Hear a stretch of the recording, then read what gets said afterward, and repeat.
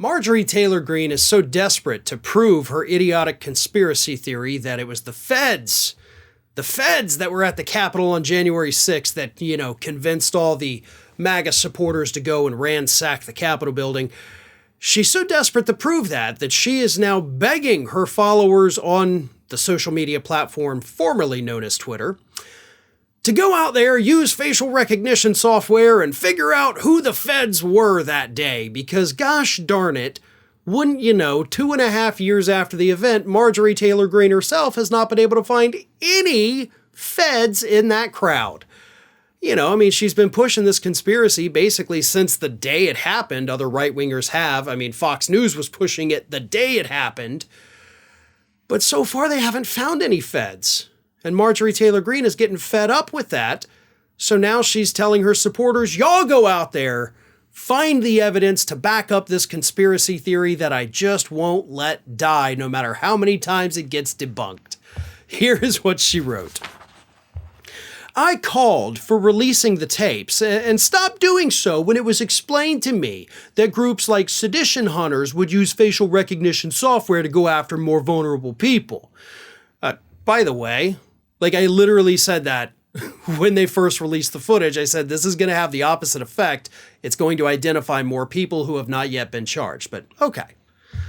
After seeing the horrific, inhumane treatment of pretrial J6 defendants in the DC jail in 2021, and being one of the few members of Congress that is against the persecution of J6ers, I was afraid the DOJ would unjustly target more people. If they can use facial recognition, why can't we? As Raw Story reports, Greene's idea is to have, quote, patriots employ the same tactic to identify the, quote, feds and/or provocateurs who were supposedly responsible for entrapping Trump supporters to commit violence at the Capitol. Enough of this kabuki theater. It's time to end this. Everyone needs the truth and the weaponized government must be stopped. She finished.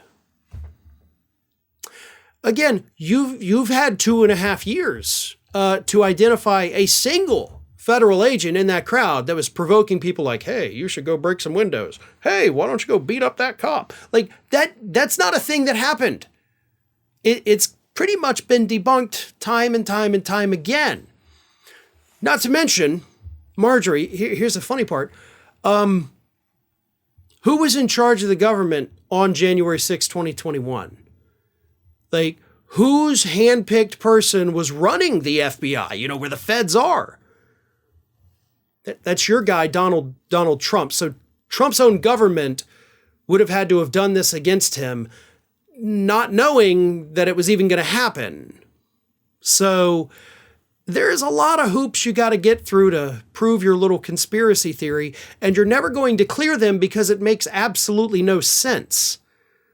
If we had not seen any shred of violence or any threat of violence from Trump supporters up to that moment, then maybe I could see why you would think this. But there were ample warnings. These people were posting this on social media before going to DC on January 6th, saying they were going to do it. So you don't need the feds to provoke people to do something they're already saying they're going to do. Those people went there with intent, and their own social media posts prove it. Not to mention the fact that, as you're pointing out, I stopped calling for the release of the video because more people would be identified. Yeah, the very people that were not being provoked by the feds. And you're also kind of admitting there that those people did commit crimes on their own. So the funniest part about your whole plea here is that in your plea, you somehow managed to debunk your own conspiracy theory.